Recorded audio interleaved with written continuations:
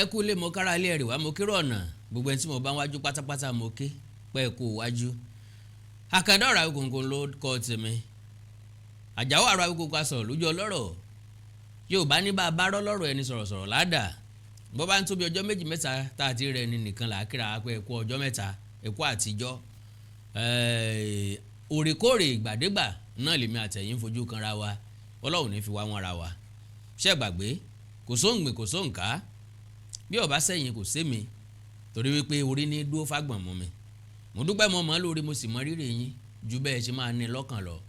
Àkàndá ọ̀rọ̀ Awíkonko ayábẹ́lì ọ̀bẹ́sẹ́ bẹ́ẹ̀ bá rí nǹkan tí mo fi bẹ̀rẹ̀ ètò mi pápápá mo fẹ́ ṣe n ò fẹ́ pẹ́ tẹ́ bá rí tí mo fi bẹ̀rẹ̀ ètò mi ẹ rí wípé n ti ń tọ̀yọ́ wá là ń fèsì sí ṣùgbọ́n bí Ọ̀yọ́ ṣe máa rò ó tàbí gbà á gbọ́ tó ì jẹ́ pé ọmọ Ẹdó ọmọ Bìíní ni yóò mọ̀ gbẹnusọ fún wọn because Yorùbá ní àìsí lé ní kálejò ọmọ jó àìmọ́jó ní kálejò ọmọ jó bó lé bá lè jó àlejò ọmọ wòran ni àìmọ̀tàn ní jẹ́ kájèjì ọmọ sọ̀tàn ẹni bálejò bá ti wá ń àlejò tọ́wọ̀ ló láàjẹ̀ tí bá ti wá ń tọ́ka sójú olórí bàbá afọ́jú kò ní lè mbẹ́mbẹ́ á jẹ́ pé àwọn kan ni wọ́n gọ sẹ́yìn ìka kan á jẹ́ pé àwọn èèyàn kan ni wọ́n kó sábẹ́ arákùnrin ọ̀hún tí wọ́n ń fin lápè bóyá ń gbowó iṣẹ́ tí ń ṣe kò yẹ nìkan bóyá kò gbowó ẹ̀ kò yé èèyàn ó fi ń ṣe lérò tiẹ̀ ntọ́da lóró pé òun ṣe é fọ́yọ́ ni kò yẹ nìkan lérò tiẹ̀ Ilé Ifẹ̀ wọ́n rán sí àbí Ọ̀ọ̀ni tí Ilé Ifẹ̀ wọ́n rán sí kò yé èèyàn. Now ẹ̀já àjọ gbójú ayọ̀ sókè padà kájọ wo ohun tí arákùnrin ọ̀hún sọ. Ọmọkùnrin tí wọ́n pè ní Adédayọ̀ Victor yìí níbi tó máa bá Ọ̀yọ́ dé agbára Ọ̀yọ́ fúnra wọn kò ní ká. Now in Yorùbá land ṣùgbọ́n tó wà unfortunate ń bẹ̀ ni pé Ọ̀yọ́ Empire Diary ló gbé jáde àwọn ni wọ́n ń promote iṣẹ́ arákùnrin ọ̀hún ẹ̀já ká. In Yorùbá land there is a street with about 5 kings. Now there are obas without land or territory all over the place. This is the joke that our foolish politicians have made of our traditional institution. Temu kings are everywhere, including the Ọ̀ọ̀ni in Ilé Ifẹ̀. Well, mọ́kànní kẹ́ẹ̀kan rí àpẹẹrẹ àwọn ọ̀rọ̀ tí ń jáde láti bẹ̀rùn kẹ́ẹ̀ lè tètè gbà wípé bí ọba nídìí lóòótọ́ obìnrin kì í jẹ́ kúmọ́lú. Ọ̀dà bẹ́ẹ̀yàn bá ṣàpẹẹrẹ Temu king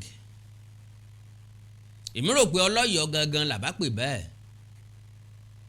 torí pé Ọlọ́yọ̀ lè kó asín tó dé sínú agbo eku tí gbogbo wọn mérege òun ló dé sínú agbo eku tí gbogbo wọn bẹ̀rẹ̀ sí ní jómú fófó. Àlàáfíà ìfọ̀kànbalẹ̀ àtìrẹ́pọ̀ ní gbogbo ọba aládé ilẹ̀ káàrọ̀ òjìrè wà tẹ́lẹ̀tẹ́lẹ̀ kò sí gbọ́n mi tẹ̀mí gbọ́n mi sí omi òtó láàrin wọn látilẹ̀.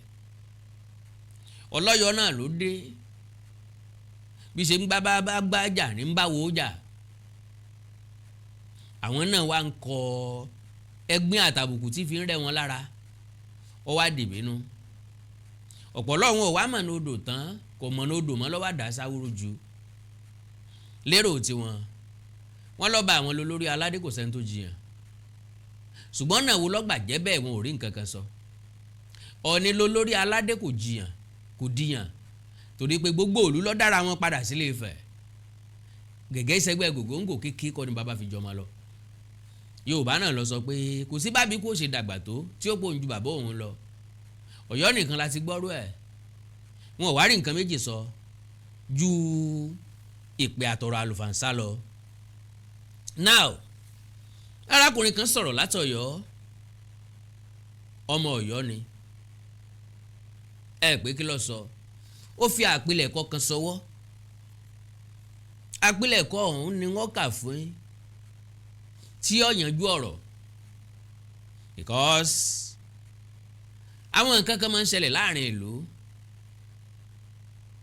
tó jẹ́ pé kò sí bí àwọn èèyàn kan ò bá ti nífẹ̀ẹ́ ààrẹ tó wà lórí àlééfà tàbí gómìnà bó ti wù kó ṣe dáadáa tó wọn ò ní rí dáadáa rẹ̀ ló jẹ́ pé bíyàwó ẹnìkan bá ń rọbí tí ò tètè bímọ wọn á ní Tinubu ni oúnjẹ ẹnìkan ò tètè jiná wọn á ní Tinubu ni ìyàwó ẹnìkan pẹ́ lọ́jà wọn á ní tí ì bá ṣe Tinubu àwọn kan ò rówó iléèwé san wọn á ní Tinubu ni àti bẹ́ẹ̀ bẹ́ẹ̀ lọ because èmi ò rí bí táàtì foníjà sílẹ̀ táwọn gbá lápẹpẹ lójú kiri wọ́n ń jọba wọn ò jọba kò sẹ́lẹ̀ tọkàn ní bẹ̀ òní òfin yẹn kankan jọba òní òsì gbálẹ́ léèyàn lórí tọ̀ní ṣe wá jẹ̀bi tọ̀ní ṣe wá di tẹ̀hún rí fín mi ò wá blame yín n ò sì wá láti wá gbèjà Ọ̀ọ̀ni torí pé mo mọ̀ pé àwọn alálẹ̀ ní gbèjà Ọ̀ọ̀ni fúnra rẹ̀ gbogbo ọmọ tí ń ṣe irú ẹ̀ kí wọ́n lè bá a tán láyé ni kò sí babaláwo tí wẹ̀sẹ̀ ò sí ẹ lè níyì lójú àwọn èèyàn kan lónìí kí wọ́n máa yin kí wọ́n máa kí ètè àtàbùkù ni wọ́n padà gbẹ̀yìn ayé yín torí lórí aládé ilẹ̀ fi ń sawẹ́wà èmi ò tí ì wá ṣe nǹkan kan nípa Ọ̀yọ́ tàbí ọlọ́yọ̀ fúnra rẹ̀ torí n ò tí ì gbé ebú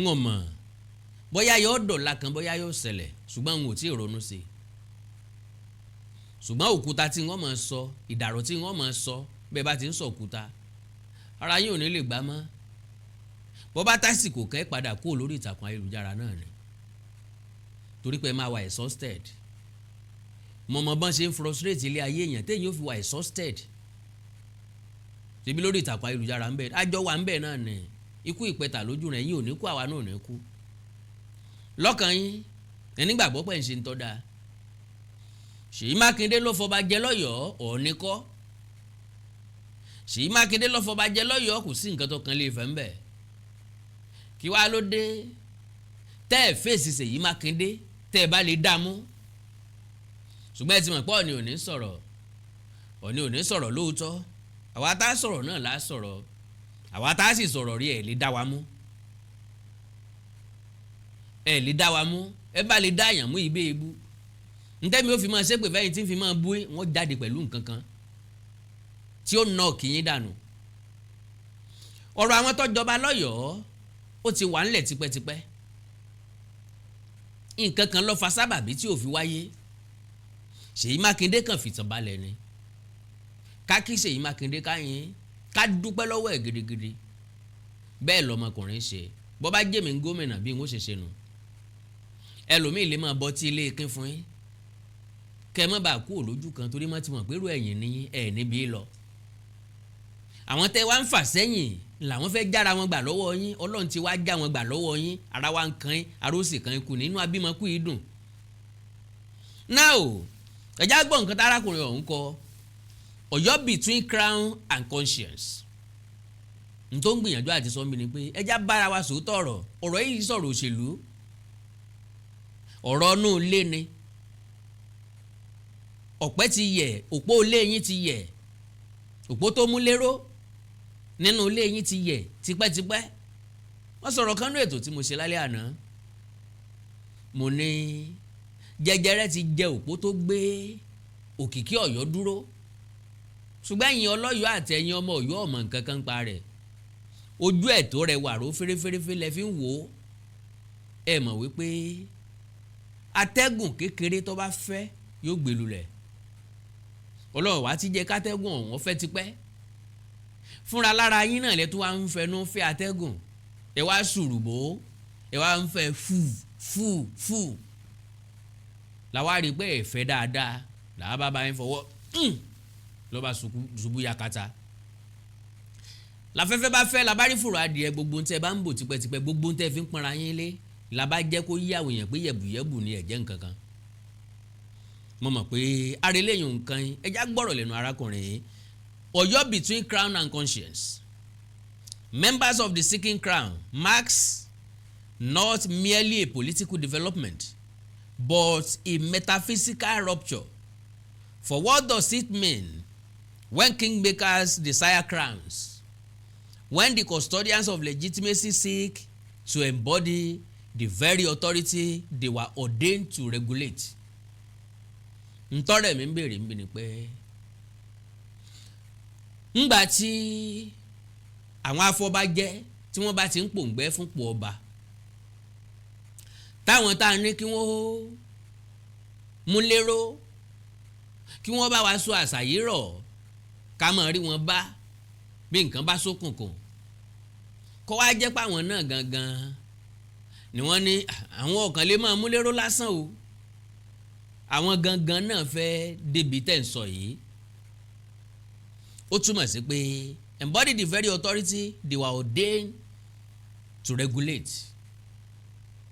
Ó túmọ̀ sí òwe tí mo máa ń pa pé orí adẹ́tù ń pètè àrán, orí adáràn ń pètè àtijọba. Kò sẹ́ni tí nǹkan rí òwú, kò sẹ́ni tí ọ̀rọ̀ ayé tí wọ́n ń jẹ lórí ọba, bí wọ́n ṣe ń lopọ̀ ọba, ṣe connection lásán ni, báwọn gómìnà ṣe máa ń pọ́n wọn lé, ẹni tí ó ṣòṣèlú nìsín lọ́yọ̀ àtàgbègbè ẹ̀ dandan ni kí wọ́n rá Aláàfin. Aláàfin kọ́ ni ó gbé wọn débẹ̀. Aláàfin ò ní jùbò kan lọ, Aláàfin ò lè fọ́ọ̀sì ẹnì kankan láti dìbò fún. Ṣùgbọ́n wọ́n láwọn wá ràn lọ́wọ́ ọba wa gẹ́gẹ́ bí olórí ìlú kọ́ bó ń bá àwọn èèyàn rẹ̀ sọ̀rọ̀ kí wọ́n tẹ̀ láwọn persuasion. Okay, so kò wá sí nǹkan tó ní káwọn náà yẹrú títí ayé. Kálukú ló ní àlá rere fún ọjọ́ ọ̀la rẹ̀. Àwa kan ti dé ọjọ́ ọ̀la wa, àwọn kan tún ti kọjá ọjọ́ ọ̀la wọn, ọjọ́ ọ̀túnla wọn wọ́n wà yìí. Gbogbo àwọn bàbá tó dádé pátápátá ọjọ́ ìgbẹ̀yìn ayé wọn wọ́n wà, alẹ́ ayé wọn ni wọ́n wà, ìrọ̀lẹ́ ayé wọn wọ́n wà. Àwa gan ti ń kú lọ́sàn díẹ̀díẹ̀. Àwọn kan sì wà láàárọ̀ kùtùkùtù, ìdájí làwọn kan wà ń fẹ̀rẹ̀ kílẹ̀ ọmọ. Having said that, only shortly after the passing of Aláàfin Adéyẹmí III, I heard, mo gbọ́, all the members of the Ọ̀yọ́mèsì council sought to become kings. Gbogbo àwọn tí wọ́n ń pè lọ́yọ́mèsì pátápátá ni wọ́n fẹ́ jọba.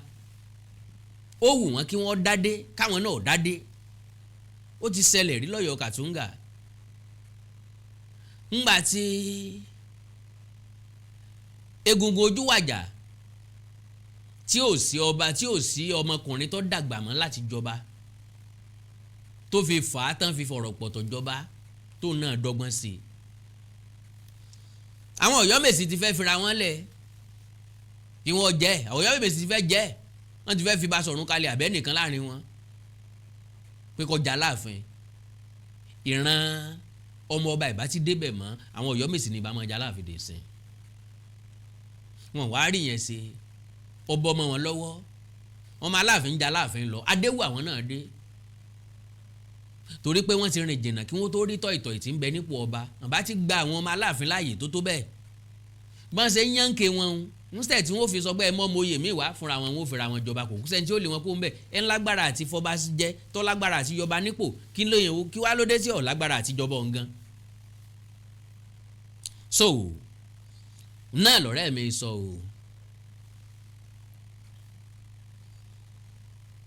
ọmọ Ládìgbò ló ní o, kẹ́mọ́ bá sọ pé wọ́n mọ bó ṣe rí o. Now I heard all the members, gbogbo wọn pátápátá, kìí ṣe pé Sàámù àti Àgbàkẹ́ nìkan, gbogbo wọn ló wù láti dádé. I heard all the members of the Ọ̀yọ́mèsì council sought to become kings. Yes, you heard me right. All of them sought to become crown wearing kings. What I heard may be for factual daily or speculative. That is àwọn Ọ̀yọ́mèsì, the Aláoros of Ọ̀yọ́, ìyún àwọn Aláoro. Kí náà ń pè láoro? Agboolé ní jẹ́ bẹ́ẹ̀. Àwòrò ìkíní ni àwòrò lébi lé o, àwòrò àwọn kíní lélẹ̀ ohun tán ń pè láláoro nìyẹn. Àwọn gan lọ́pọ̀ jù ń bẹ̀. Àwọn ní bíi 11. Tí tá bá ti mọ́ lọ́jà, tá a mú Sàámù, tá a má Àgbàkẹ́, mẹ́ta nu. Àwọn ló jẹ́ 11, àwọn Aláoro 11. The Alaoros of Ọ̀yọ́ have long existed within the orbit of the Aláàfin sovereignty. They are long existed. Mo ti sọ tẹ́lẹ̀ nínú ètò mi tó ré kọjá wípé kálukú mọ ibi títí ń bọ̀ kí wọ́n tó kó wọn papọ̀ sójú kan kí ló lè bá a kún bó ṣe ń ṣẹlẹ̀ ní ìsìn ló ṣe ń ṣẹlẹ̀ nígbà yẹn kí population ló lè bá a pọ̀ ẹ mà Hausa mọ́ra ẹ mú Fúlàní mọ́ra ẹ mú Yíbò mọ́ra ẹ fi wọ́n jẹ Igwe ẹ fi wọ́n jẹ Sẹ́ríkì kí wọ́n lè máa bímọ sọ́dọ̀ yín kí wọ́n lè máa kà wọ́n mọ́ yín torí ẹ̀tọ́ tẹ́ fẹ́ gbà lọ́dọ̀ ìjọba jìbìtì rìn bí ìgbà téèyàn fi ìrúgbà bùkún náà ni àwọn tẹ́ wá ní kẹ́ yálò mọ́ bá ti wá pẹ́ tẹ́rù wọn bá ti ń pẹ́ léyọ̀ ọmọ bá ń bọ́ alájọbí gẹ́gẹ́ bẹ́ẹ̀ ló ṣe rí ọmọ Yíbò pọ̀ títí tí lẹ́kọ̀ọ́ wọ́n ń claim pé Lagos is no man's land ọmọ Yíbò pọ̀ títí tí lẹ́kọ̀ọ́ wọ́n múra láti gba gómìnà pínlẹ̀ Èkó wọ́n múra láti gbàjọba pínlẹ̀ Èkó kó di tiwọn so what are you talking about kí wàá ní ìlú Ọ̀yọ́ fi yàtọ̀ sílùú tó kù the same ìwà jìbìtì tí ń bẹ lọ́kàn gbogbo yín náà ní ti gbogbo wa débi tá a wà yìí so gbogbo àwọn tẹ́ ẹ kó mọ́ra kí ló lè bá a kún wọ́n mọ ibi tán ti ń bọ̀ wọ́n sì mọ̀ pọ́ bá tọ́ sáwọn náà ń lu àwọn ogun ló lé àwọn kúrò ńbẹ̀ àwọn wà lè jọba lójú ẹ̀ńtọ́jọba yìí bí bó làwọn ó ṣe wá ṣe àwọn baba ńlá baba wọn sọ̀tàn fún wọn wọ́n mọ̀ra wọn so àwọn náà ń wò pé ẹ̀tọ́ àwọn ni láti dádé have long existed within the orbit of the Aláàfin sovereignty since the 19th century, particularly following the rebuilding of the new Ọ̀yọ́ under Atiba after the collapse of old Ọ̀yọ́ empire. ṣé mọ̀ wípé ẹni tó lè claim pé ìran mi ló nílùú yìí will be tí n bá fẹ́ claim pé mo fẹ́ nílùú you don't have to give me too much money give me $10 billion àbí 10 billion naira gan ẹ fún mi 10 billion naira within that 10 billion naira wọ́n wà lọ ra ilẹ̀ bíi 50 acres ń wá múyàwó àtọmọ lọ síbẹ̀ tí n bá múyàwó àtọmọ lọ síbẹ̀ ń wá fẹ́yàwó sí síbẹ̀ ok generation mi yẹn nìkan ni ó máa bímọ sí àwọn ọmọ mi tọ́jọ́kùnrin wọ́n mọ̀ fẹ́yàwó àwọn tó jóbìnrin bàbá fẹ́ fèrè ilé síta àwọn náà ni wọ́n mọ̀ fẹ́ra wọn àtọkùnrin àtobìnrin ni wọ́n mọ̀ fẹ́ra wọn ẹ kúkú sọ bẹ́ẹ̀ pé Noah àwọn ọmọ ẹ̀ nkankan àti ẹ kúkú sọ pé Adam àti Éfà ni ló bí gbogbo wa so túmọ̀ sí pé with that bàbá wa ń dàgbà sí within 30 years 40 years 50 years a lè claim pàwọ́ la nílùú yẹn pátápátá tá yóò fi dọ̀run ká sì mọ́ gbàjèjì bẹ̀ ìyẹn túmọ̀ sí pé gbogbo ń tá a máa ṣe ń bẹ̀ ìran wa nìkan ni ó máa ṣe a ní ilé ìwé tiwa a ní ilé ìjọsìn tiwa a ní báńkì tiwa a lọ́jà tiwa kátàkárà ọmọ lọ láàrin ìlú ń bẹ̀ irú ẹ̀ lèèyàn lè claim ìlú òde lè sáré tètè kún ìlú ò lè sáré tètè kún bẹ́ẹ̀ bá máa wọn èèyàn mọ̀ pé ẹ máa bọ̀ ń bí àlàáfíà wà ń bí ẹ máa káwọn ọmọ yín bọ̀ àyè wàá fún nílẹ̀ tẹ́ fi kọ́lé bọ́n ṣe wù àwọn èèyàn nìyẹn tí Ọ̀yọ́ Àtìbá fi kún tí agbára wọn fi pọ̀ ju tàwọn alágọ̀ gan tó gbà wọ́n lálejò lọ so gbogbo ẹni tí mo fẹ́ mú jáde ń bẹ̀ ni pé gbogbo àwọn èèyàn wọ̀nyí náà ń pè lálá gbogbo àwọn tán sùn wáyé odidi ni wọ́n wá bọ́ńbàdẹ̀ tí wá lódindi bí ìdílé kan ẹ fún ọ láàyè ibì kan náà ni wọ́n máa kọ́lé tiwọn síbẹ̀ so àwọn yẹn ni wọ́n ń pè ní aláhoro kéyìí wọ́n ti wà látàyé Àtìbá ni ṣẹ̀rípa àwọn náà mọ̀ pé tọ́tọ́ sáwọn ṣùgbọ́n àwọn bàbá wọn ò láǹfààní àti gbà á àwọn ọmọ wa sọ pé lórí àwọn gbọ́dọ̀ gbarinṣẹ́ anytime tí orí ọ̀fẹ́ bá ti create ara ẹ̀ lo and behold Aláàfin àná Ọba Lámídì Adéyẹmí ẹlẹ́ẹ̀kẹta wọ́n lò more than 50 years lórí àpèrè ọba lọ́gán tí bàbá yìí wàjà làwọn yẹn wá wò pé this is a great opportunity for us láti gbàǹtà béèrè fún ta tí ń pòǹgbẹ́ fún lọ́jọ́ tó pẹ́. Ọ̀nà wo lágbègbà gómìnà ló lè ṣe. Dandan ni kí wọ́n make proposal sípàdé ìgbìmọ̀ lọ́balọ́ba. Kò dẹ̀ wáyé mọ́ láti 2011. Wọ́n ẹ̀sẹ̀ bẹ̀rẹ̀ padà nínú ọdún yìí ni. That is great opportunity for them. Wọ́n dẹ̀ exploit ẹ̀, wọ́n dẹ̀ jẹ́ lọ. Ṣùgbọ́n tí ó bá mọ̀ yóò máa jìjẹ́ bí kí wá lọ́wọ́ kan Ọọ̀ni nínú gbogbo tí mo sọ kalẹ̀ yìí. Ọ̀rọ̀ tó délẹ̀ yìí ṣe défẹ̀. Ifẹ̀ ò sọ̀rọ̀, Ifẹ̀ ò bẹ́ẹ̀ nìkan kan yín sọ̀rọ̀, Ifẹ̀ ò bú ẹnìkan kan, Ifẹ̀ ò ṣe nǹkan kan pẹ̀lẹ́ nìkan kan. Àwa tá ń sọ̀rọ̀ eré kò sí èébú tí mo bú. Àlàyé ọ̀rọ̀ ni mo ń ṣe yìí. Èébú dà ń bẹ̀, ìpè dà ń bẹ̀. Bẹ́ẹ̀ èèyàn ṣe máa engage èèyàn ní debate nìyẹn. Bẹ́ẹ̀ ṣe máa engage èèyàn discussion nìyẹn. Kì í ṣe ibi tá a ti ń ṣègbè tàbí tá a ti ń bẹ̀ èébú. Ní tí ó bá yé ọ tàbí ní tó bá rò pó sókùnkùn tàbí ní tó bá rò pó ọmọ ná síta, àwọn èèyàn ready láti discuss ẹ pẹ̀lú ẹ. From there you can even know more facts. So under Atiba, after the collapse of old empire, their place has been defined within a broader political cosmology. Historically, they ruled their respective auros. Historically, they ruled their respective auros. Àwọn ni wọ́n ń ṣèjọba lórí ahoro kálukú wọn. Torí pé ìlú ò tí ì dàgbàsókè báyìí. Ibi tán bá fẹ́ fẹ́ nìkan kì í ṣe pé ilé ọ̀kanlé agboolé ẹnìkan no, wọ́n á rìn jìnnà sínú igbó, wọ́n ó tulẹ̀ fún wọn bẹ̀. Ẹ mú láti bí dé bíi báwọn mìíràn bá tún dé wọ́n ó tún fààyè díẹ̀ lẹ̀ wọ́n ó tún mú wọn. Ńgbà tí ìlú ń fẹ̀ là ń kọ́lé kanra wa. Láyé ìgbà náà wọn ò mọ̀ wípé ìlú ó tètè dàgbà báyìí. So now historically they ruled their respective auros, yet they were not kings in the crowned sense. Wọn ò tí ì gbadé ṣùgbọ́n àwọn náà ń ṣàkóso ara wọn. Their authority was localized, structured and integrated into a hierarchy that preserved unity without erasing distinction. Àlàyé ọ̀rọ̀ Yorùbá ní a kì í dàgbà sí ní tá a bá mọ̀. When you don't know something, never discuss it.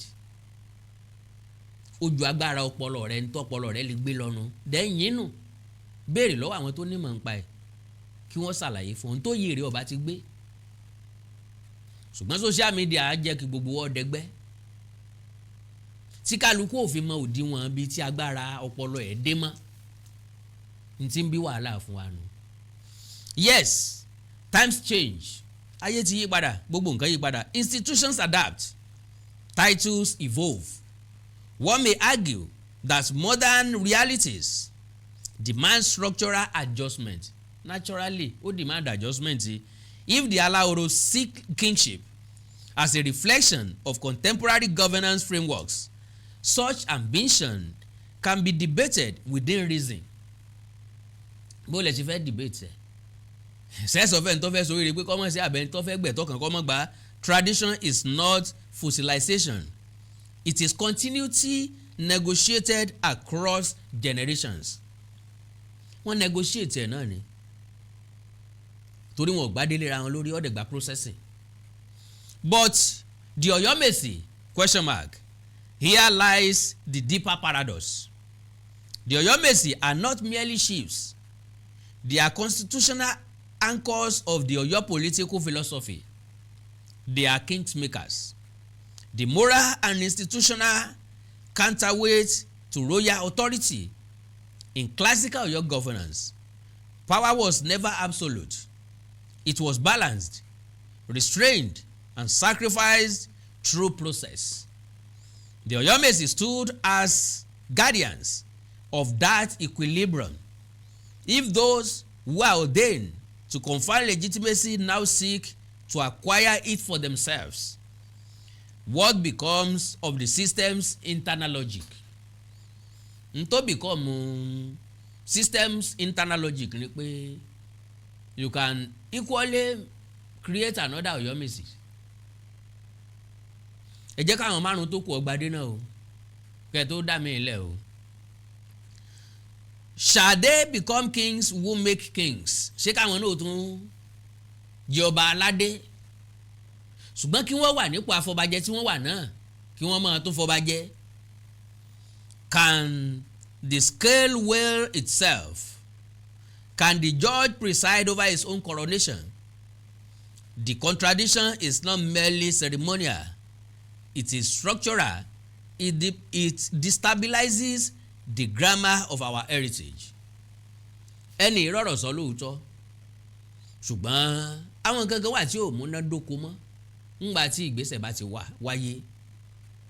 Irú nǹkan bẹ́ẹ̀ là á pè ní medicine after death. Now gbogbo àlàyé tó ń ṣe síbí òun ṣe gba ọba nímọ̀ràn kì í ṣe gba àwọn àgbààgbà lónímọ̀ràn. Ẹ pa àwọn Ọ̀yọ́ Mèsì o ní tí wọ́n ń béèrè yìí ẹjá bá wọn sọ̀rọ̀ ìdí tí ò fi yẹ kí wọ́n gbà o. Bẹ́ẹ̀ bá dialogue pẹ̀lú èèyàn gbà mí wọ́n lè jára sí mi. Bàbá Sàámù Àgbàkin ẹ mọ́ bàlú jẹ́ àwọn ẹ̀yin là ń wò gẹ́gẹ́ bí àgbà ẹ̀yin bàbá wà bó bá rú wa lójú ilẹ̀ lábí léèrè ẹ̀yin àgbà lábí léèrè ẹ̀yin náà lẹ sọ fún apágbà òsì ìlú bàjẹ́ bá lé eléku ilé dahoro. Ńgbà tẹ́ bá ti wá gbadé rìn sìn ta ni ó bójú tá Aláàfin. Aláàfin nílò olùmọ̀ràn ẹ̀yin náà lẹ sì dàgbà ẹ̀yin náà lẹ lè bá tọ́ Aláàfin sọ́nà.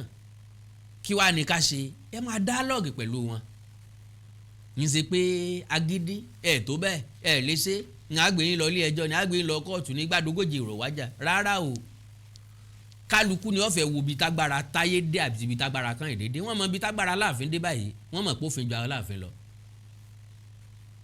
Báláàfin ó bá gba sálárì ńbálága àbílẹ̀ ni ó san fún. Ó túmọ̀ sí pé alága àbílẹ̀ lọ̀gá Aláàfin lónìí o. Ṣùgbọ́n humanity ìwọ ọmọlúàbí lálága àbílẹ̀ ó fi déwájú Aláàfin ní ọ̀dọ̀ bá lè gbalaja 100%. Within your tradition, there are also the fathers of the king, the Ọ̀nàsókùn, Ọ̀nàká, and Ọmọọlá, and the king's brother, Baba Ìyájì, Olúsàmì, Àtìngísí, Agúnpòpò, and Àrólé Ìyá Ọba. These titles are not omental, they are relational. Each derives meaning from proximity to the throne. If such offices must wear crowns, the process cannot be unilateral. A governor cannot just wake from a deep sleep and give them crowns. The Aláàfin, as the symbolic and historical nucleus of Ọ̀yọ́ identity, must be integrally involved. Kingship in Ọ̀yọ́ is not self-proclaimed. It is ritually, historically, and communally negotiated. Ńgbà tá Aláàfin ò sì fààyè gbà eléyìí o. Tẹ́yìn náà lanú lẹ̀ dẹ̀rẹ̀dẹ̀rẹ̀ tẹ́ yajú lẹ̀ kànnàmọ́kànnàmọ́. Tẹ́ ń wo gbogbo ẹ̀ tí ń fò káàkiri lórí ìtàkùn ayélujára tẹ́ ẹ̀ mọ́wọ́ lẹ́rán tẹ́ ń wo ibi tó fẹ́ wó sí. Ọwọ́ awó nìsín adìẹ ẹyin fọ́tán nìsín ẹ̀sẹ̀ wá ń ṣáájú rọ kiri. Ẹyin tó fọ́ ẹ̀sẹ̀ kó jọ mọ́. Aṣọ èyí ọ̀bọ ọmọ yẹ ti rìn òwò ọjà. Wọ́n ṣètùtù wọn ò ṣètùtù wọ́n wọ̀ pé bí wọ́n wọ̀ pé bí àwọn eléyìí ti wọ̀ pé bí sẹ́yìn wọ́n ti mọ̀ pé àwọn ọgbàdé. Tí wọ́n là kọ́kọ́ bí wọ́n bá jọba míì wọ́n ti ṣètò ìpè bí wọn. Torí kò sẹ́ni tí ó ṣètò ìpè bí fún wọn. Wọ́n àti ìyẹn tẹ́lẹ̀tẹ́lẹ̀ wọ́n ti jọba báyìí nísìnyí wọ́n ó ṣe gbogbo eléyìí ìwọ mọ́ ṣe yọnu. Gbogbo òpè bí tá à ń sọ náà nísìnyí mélòó la Aláàfin ṣe ń bẹ̀ ǹjọ́ mélòó la Aláàfin ṣe ń bẹ̀ ìtàn wo wọ́n sọ fún Aláàfin ń bẹ̀ ẹ̀kọ́ wo la Aláàfin kọ́ ń bẹ̀ so reflect lára Aláàfin. Because ẹ̀kọ́ tẹ̀yàn bá kọ́ ìmọ̀ tẹ̀yàn bá mọ̀ ó yẹ kó ń tàn ó fi ṣe wa o. Sọ wá reflect lára Aláàfin sáà rápẹ̀rẹ̀ rẹ̀ só nítumọ̀. Ìbéèrè ni o ìbéèrè síládé kan bí ìbéèrè ó sì fàjà. If any Alaoros is to become a king, the Alaafin's institutions must be central to that transformation. Ńgbà Aláàfin wá sá lọ ńkọ́. Ńgbà tó ni ó fi ogún ọba jẹ fúnra Ọlọ́ọ̀fin fúnra òní ní gbadélé wọn lórí. Bó ṣe yẹ k'Aláàfin náà ṣe ṣe nu. Instead t'Aláàfin fi gbalé ẹjọ́ lọ àmọ́ tí ilé ẹjọ́ dé àsọ̀ rẹ̀. Ó gbé mi lọ ilé ẹjọ́ ṣé wọ́n náà ló tún wá gbádélé mi lórí àbí wọ́n náà níwà bá pé kọ́ wá gbádélé mi lórí gbẹngbẹlẹ́kù ni ọmọ àgbélé pọ̀tá ń gbé alágbo jẹ̀dí olómi gàrí. So, but no member of the Ọ̀yọ́mèsì in council should seek a crown látijọ́ wọ́n ti gbà already. Their dignity lies precisely in their restraint. Their power is in their capacity to enthrone. Irọ́ o, àwọn gangan ti dádé. And when necessary to check excess. Kò sí Ọ̀yọ́mèsì tó fẹ́ check excess Aláàfin kankan mọ́ lónìí. That was then. Nígbà tó Ọ̀yọ́mèsì lè sọ pé k'Aláàfin kò lórí ipò tàbí k'Aláàfin lọ sí gbàwà wò láyé gbani. Kò sọ Ọ̀yọ́mèsì tó lè sọ bẹ́ẹ̀ mọ́ nísìn. Kò sọ Ọ̀yọ́mèsì tágbára ẹ̀ tó mọ́ nísìn. Agbájé lówó bàbá ẹ̀ lóògùn àǹfààní mọ̀lẹ́bí wọn àǹfààní ìrántí wọn nìkan ni. Gbogbo àlátájá bá lá inú ajá ní gbé gbogbo ohun tí bá ń bẹ ní Ọ̀yọ́mèsì inú wọn ní ó rà mọ́ láyé òde òní. Aláàfin gan tó lè bọ́ wọn lóyè Aláàfin lè gbàlẹ̀kẹ̀ lọ́rùn wọn. So kí wàá l'Ọ̀yọ́mèsì fẹ́ check ẹ̀yin èèyàn gbọ́dọ̀ jí kúrò nínú oorun yẹn sì ń sùn lọ́wọ́ because ayé 18 something lẹ́tún rò pa ṣe wà no wa ti kó ń gbà yẹn o 21st century làwà yìí. To abandon that sacred distance is to collapse the architecture of accountability carefully constructed by our ancestors. Má bínú nbi tí àyípadà ti ń ṣiṣẹ́ nìyẹn. To abandon that sacred distance kí ni sacred ti mẹ́mbẹ̀? Sacred tí ò gbóúnjẹ sórí tábìlì ẹni. Ọ̀yọ́mèsì Aláàfin ló ẹ̀sẹ̀ ra mọ́tò fáwọn Ọ̀yọ́mèsì tí ń tẹ̀lé káàkiri. What kind of Ọ̀yọ́mèsì is that? Iṣẹ́ kí l'Ọ̀yọ́mèsì ń ṣe? Èló ni sálárì Ọ̀yọ́mèsì? Àwọn náà ti kọ́ bí wọ́n ti mọ bí ọba ṣe ń ṣèjọba. Láti ṣèjọba fún wọn kò lè nira. Ẹ jẹ́ káwọn náà ṣe lórí àwọn èèyàn tiwọn náà. Kábíyèsí ń gbowó ọjà àbí káwọn náà dọ́jà kékeré lẹ̀ kí wọ́n máa gbowó ńbẹ̀ wọ́n máa jẹun. Ilé tí wọ́n wá fi wá kú bí ẹrú ọba káwọn náà kú gẹ́gẹ́ bí ọba. Tó fi kú bí ẹrú ọba kí wọ́n wàjà bí ọba. So gbogbo àwọn àlàyé wọ̀nyí kò níṣẹ́ tí ó ṣe mọ́. Ancestor wo? Ancestor ti ṣe tiẹ̀ sẹ́yìn. Ṣé China ò l'ancestors ni? Àbí America ò l'ancestors? Àbí India ò l'ancestors? Ṣé Japan ò l'ancestors? Korea ò l'ancestors? South Africa ńlẹ̀ńlẹ̀ wọn l'ancestors? Egypt ò l'ancestors? Kálukú wọn ti develop, wọn ti embrace technology, ICT, AI. Kálukú ti develop, kálukú ti evolve. Kò sẹ́ni tí ń gbé lẹ́yìn mọ́. Ṣé wọ́n lè sunlé àlàpà ìwọ tó ń sọ̀rọ̀ yìí? Ṣé o lè sunlé àlàpà? Ilé oní wíńdò kó tó gbó. Gbogbo alásùnbẹ̀ rí. Kò sẹ́ni tán lè mú débẹ̀ ní ìsinú àti òtún sunbẹ̀ mọ́. O ò sì padà sáyé àtijọ́. Ṣé sílè la sì ná ní Nàìjíríà? Ṣáà sì ná sílè kan, ṣáà ná sísì, ṣáà ná kọ́bọ̀, ṣáà ná tọ́rọ́, ṣáà ná èpìnì.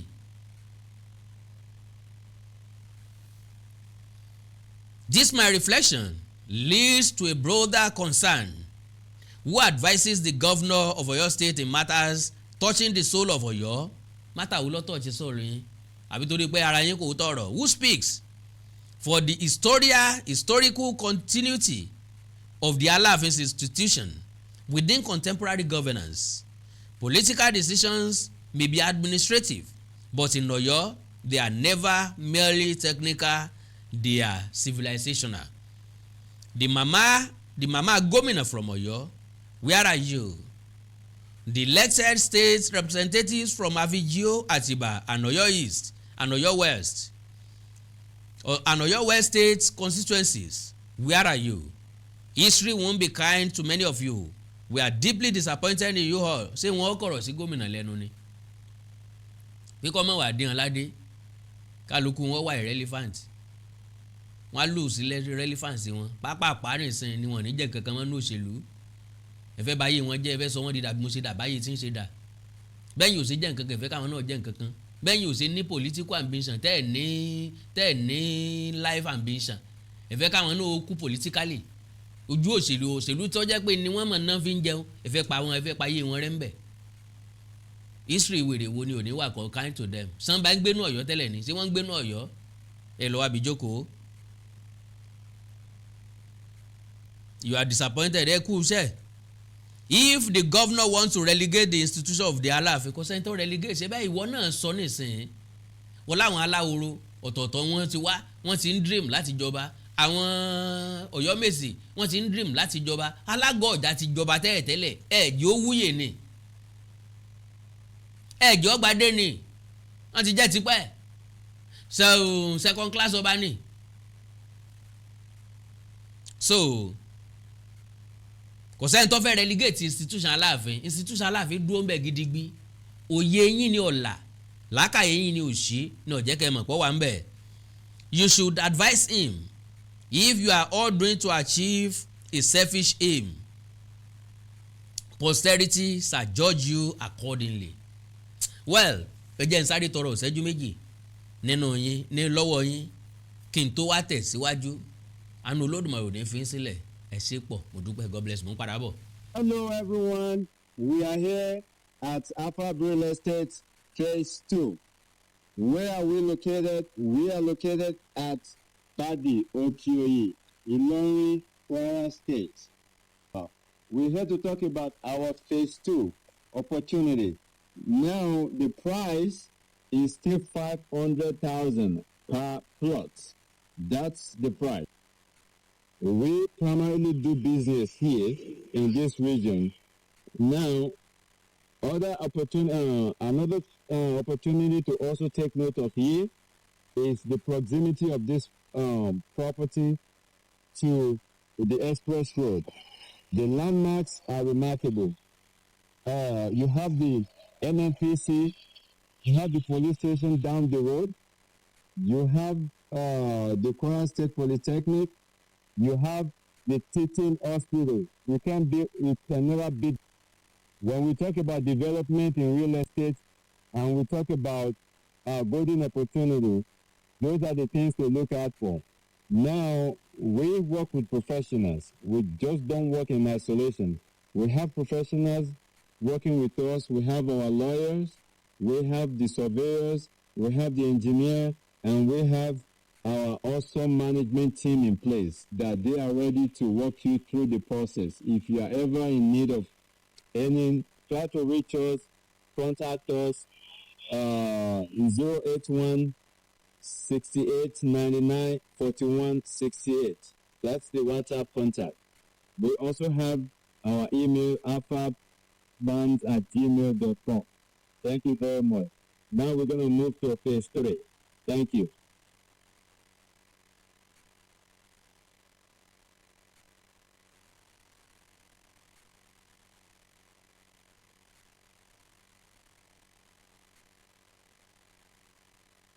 Mo kí gbogbo etí tó ń gbọ́ wa nílé, mo sì kí gbogbo ojú tó ń wò wá nílé pé ojú tẹ fi ń wò wá ò ní fọ́, etí tẹ sì fi ń gbọ́ wa ò ní di. Orúkọ tèmi ni Godwin tí gbogbo ẹ̀yin èèyàn mọ̀ sí Ìyá Ìjẹ̀bú. Gẹ́gẹ́ bí ẹ ṣe mọ̀ ní ìṣe wa, wípé ìlera yín òun ló jẹ wá lógún. A tún ti dé bí a ṣe ń dé o. Gbogbo ẹ̀yin tí ẹ ní ìṣòro tó jẹ́ pé ọkùnrin tó dàbí obìnrin nínú ilé, ọkùnrin tí ò lè ṣojúṣe ẹ̀ pẹ̀lú ìyàwó ẹ̀ kàn sí iléeṣẹ́ Godwin. Ẹ̀yin tó jẹ́ pé pépà lẹ máa ń kà lálálẹ́, ẹ má ka pépà mọ́, ẹ kàn sí wa. A ní pákéjì oríṣiríṣi fún yín, a ní 3-in-1, a ní 2-in-1 fẹ́yìn ọkùnrin tó lè jẹ́ tó máa jẹ́ kẹ́ ṣe bó ṣe yẹ kẹ́ ṣe. Bákan náà ni ìṣòro tí a ń pè ní arthritis yìí ó ń ṣọkùnrin ó ń ṣobìnrin, orúnkún ríro, ìbàdí ríro, ọrùn ẹsẹ̀ ríro, ẹlòmíì ó lè jẹ́ osteoarthritis lórí, ẹlòmíì rheumatoid arthritis, ẹlòmíì ìdẹ̀rẹ̀ kò ní lè bẹ̀rẹ̀ mú nǹkan lẹ̀, ẹlòmíì ò lè bẹ̀rẹ̀ kírun, ó ṣeé ṣe kó jẹ́ sciatica ni, ó ṣeé ṣe kó jẹ́ lumbar spondylosis ni, ẹlòmíì ìdẹ̀rẹ̀ arthritis ni. Tó bá ti di pé ìbàdí ń ro ẹ̀ ò lè bẹ̀rẹ̀, ẹlòmíì orúnkún ríro, ẹlòmíì ẹsẹ̀ á máa gbóná, ẹlòmíì àpapọ̀ rẹ̀ á máa gbóná, ẹlòmíì ẹsẹ̀ á máa gbọ̀n, ẹlòmíì ara á máa tá, orí á máa tá, àpapọ̀ ara á máa tá. Ẹ kàn sí iléeṣẹ́ Godwin Ìyá Ìjẹ̀bú. Ẹlòmíì ò lè fojú ọwọ́ ẹ̀ báyìí, gbogbo ọwọ́ á máa ró. Gbogbo ẹ̀yin tẹ́ tí ń lò náà ẹ máa jẹ́rìí sí. Ẹ kàn sí iléeṣẹ́ Godwin Ìyá Ìjẹ̀bú. Bákan náà ni àwọn èèyàn tó ń tọ̀ ìtọ̀ àtọ̀jù yìí ó ṣeé ṣe kó jẹ́ pé prostate enlargement ni. Fún ẹ̀yin ọkùnrin tẹ́ ti lé lọ́mọ 40 ọdún tẹ́ bá ní prostate enlargement, ẹ lè máa tọ̀ léraléra. Ẹlòmíì ò ní rí tọ̀tọ̀ rárá, ẹlòmíì ìdẹ̀rẹ̀ tó bá fẹ́ tọ̀ á máa ní ìrora, ẹlòmíì ìdẹ̀rẹ̀ kó tó débi tó máa tọ̀ sí ìtọ̀ ìtì máa jábọ́. Ṣùgbọ́n obìnrin ní á máa tọ̀ léraléra, kó tó débi tó máa tọ̀ sí ìtọ̀ ìyá ti máa jábọ́. Ó ṣeé ṣe kó jẹ́ weakness of bladder làwọn ní, àbí kó jẹ́ infection, àbí kó jẹ́ diabetes insipidus tí a mọ̀ sí àtọ̀gbẹ. Ìyẹn náà lè fà á ká máa tọ̀ púpọ̀ jù. Ẹ kàn sí iléeṣẹ́ Godwin Ìyá Ìjẹ̀bú. Èyíkéyìí tó lè fà á kẹ́ ẹ máa tọ̀ púpọ̀ jù, ara iṣẹ́ wa ni. Lára iṣẹ́ tèmi jogún látọ̀dọ̀ bàbá mi, àtọ̀jú yín gbogbo ẹ̀ ó sì padà sí àyè ẹ̀ bó ṣe tó àti bó ṣe yẹ. Bákan náà ni àwọn tó ní hepatitis ooru inú ẹ̀dọ̀ ni ṣùgbọ́n tí hepatitis bá ti pẹ́ lára ó lè ba ẹ̀dọ̀ jẹ́ ó lè fà á kéèyàn ní enlarged liver ó dẹ̀ lè fa oríṣiríṣi ìṣòro sí ẹ̀dọ̀ yẹn ẹlòmíì á máa ní àmì bí kínú máa dùn bí kójú máa pọ́n kítọ̀ ẹ̀ máa pọ́n ẹlòmíì dẹ̀ kò ní rámì rárá bóyá lọ ṣàyẹ̀wò wá kàn sọ fún pé ó wà positive ẹ kàn sí wa ẹlòmíì dẹ̀rẹ̀ ó lè jẹ́ liver cirrhosis lòun ní èyíkéyìí tí ẹ ó ìbàjẹ́ ẹ kàn sí iléeṣẹ́ gbódúọ̀mù yájẹ̀wò bí mo ṣe sọ̀rọ̀ yìí tẹ́ ní prostate ó jẹ́ prostate enlargement ni ó jẹ́ prostate cancer ni ẹ kàn sí wa pẹ̀lú ògbọ́ ọlọ́run ẹ lè rí bákan náà mọ́ mo ti sọ fún yín gbogbo ìṣòro yòówù kẹ́ni ewé àti gbòǹkan mélé tí àwọn bàbá wa ń lò láyé àtijọ́ tá a ti gbé kalẹ̀ lọ́nà ìgbàlódé tó sì ṣe bẹbẹ lágbára òun là ń lò fún ọmọdé àti àgbà ẹ kàn sí wa ẹ ní kábàámọ̀ pẹ̀ ṣe bẹ́ẹ̀ ẹ̀rọ ìbánisọ̀rọ̀ mi ní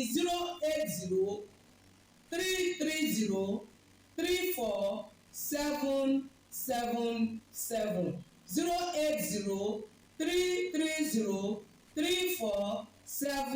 08033034777 ẹ bá wà lamẹ́ríkà kí ẹ wà ní Spain kí ẹ wà ní UK ibikíbi tí ẹ bá wà ó jẹ́ Canada ni ó lè jẹ́ Port Harcourt ni ó jẹ́ Abuja ni ibikíbi tí ẹ bá wà ẹ kàn sí iléeṣẹ́ gbódúọ̀mù yájẹ̀bù ẹ bá mi sọ̀rọ̀ lórí WhatsApp ẹ lè pè mí ẹ lè fi voice note lẹ̀ ẹ lè fi message lẹ̀ lórí WhatsApp máa dá yín lóhùn ó ṣe tó àti bó ṣe yẹ gbogbo ibi tẹ́ ẹ bá wà lè gbòógì wá máa dé ẹ sì ní kábàámọ̀ pé ẹ kàn sí iléeṣẹ́ gbódúọ̀mù yájẹ̀bù ẹlòmíì apákan ara ẹ̀ á máa kú kí ló fà tápákan ara fi ń kú ẹ kàn sí wa ẹ máa mọ̀ ẹlòmíì ọrùn àdídì máa steve ẹlòmíì àyà ló máa dùn ẹlòmíì ẹ̀gbẹ́ ló máa dùn ẹlòmíì á máa wúkọ́ ó lè wúkọ́ kókó ti wà lẹ́nu ẹ̀ tipẹ́tipẹ́ tí ò sì ní lọ ẹlòmíì ìdẹ̀rẹ̀ ó máa ní ìṣòro àti breathe in oxygen breathe out carbon dioxide àwọn máa ní ìṣòro á máa ní kàtà gbogbo ìgbà kí ló fà ó ṣeéṣe kó jẹ́ asthma ni ó ṣeéṣe kó jẹ́ bronchitis ó lè ṣeéṣe kó jẹ́ pneumonia cough ìwọ ní tó bá ti kàn sí wa èyí tó bá jẹ́ nú ẹ̀ ló máa determine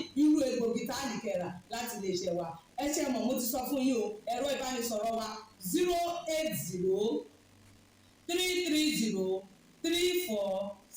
08033034777 iléeṣẹ́ gbódúọ̀mù last bus stop yín ni pẹ̀lú agbára ọlọ́run remember if it is not Godwell it can never be like Godwell I used to tell you health is something to be treasured. Ire o. Ẹ káàbọ̀ padà. Pápápẹ́ jẹ́ kí n sáré bá àpilẹ̀kọ òǹdílẹ̀. Okay. If you are all doing to achieve a selfish aim, posterity shall judge you accordingly. Oyo is not a geographical space. It is an idea. An inheritance. Ìlú wo ni ó wá jẹ́ inheritance?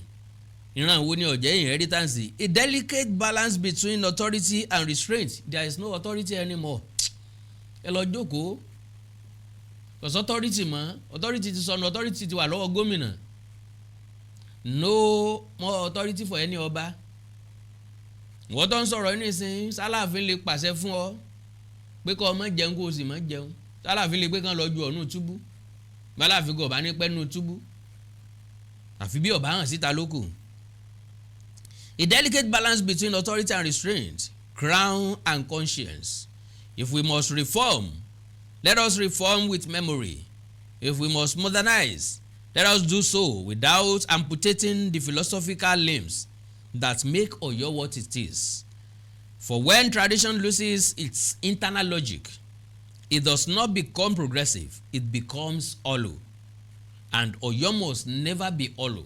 Ìyẹn wà lọ́wọ́ gbogbo yín. Láti dìde, láti rèsì Ọ̀yọ́ padà, yóò gbà yín níṣẹ́ akin tí ó pẹ́ gan. Ǹtẹ́ ti jẹ́ kó bàjẹ́ láti tún ṣe yóò pẹ́ gan pọ̀. Prince Ayọ̀bámi Sàǹdà Ládìgbòlú, PhD, Orídọ́ta Compound, Ọ̀yọ́ ńlọkọ́. Well, àkàndá ló rọ̀ lẹ́nu bíi ìtẹ́jọ́ bá a wí tòní tọ̀la kẹ́ni mà nínú torí ẹ̀kọ́ jáwọ́. Ọ̀rọ̀ mi ní àṣà mi ni pé ìjọba ṣòfin kọ̀rànkà kò sẹ́ni tí ó ṣòfin àjẹ́. Ọ̀rọ̀ àgbàsèré bí ọ̀tá egun yóò ta èkókóró bí ọ̀sẹ̀ lálọ́ yóò ṣẹ̀ lábọ̀. Bóyá ó ṣeé ṣe kí Ọ̀yọ́ yẹ àbá àti àmọ̀ràn wa wò yóò ṣe wọ́n láǹfààní pọ̀. Bí wọ́n bá wá kọ̀ tán ní ajá ní ń gbó ẹjá fi wọ́n lẹ̀. Ọmọdé tó lójú àgbájìn yóò bá ń bẹ̀. Àkàndá ọ̀rọ̀ Awíkonko. Ẹ like ẹ follow page mi lórí Facebook Awíkonko TV. Ẹ subscribe sí YouTube channel mi Awíkonko TV. Ẹ ní nǹkan pàtàkì tẹ́ fẹ́ kájọ sọ ẹ já sọ lórí WhatsApp +234 904 851 9362 ó dàbọ̀.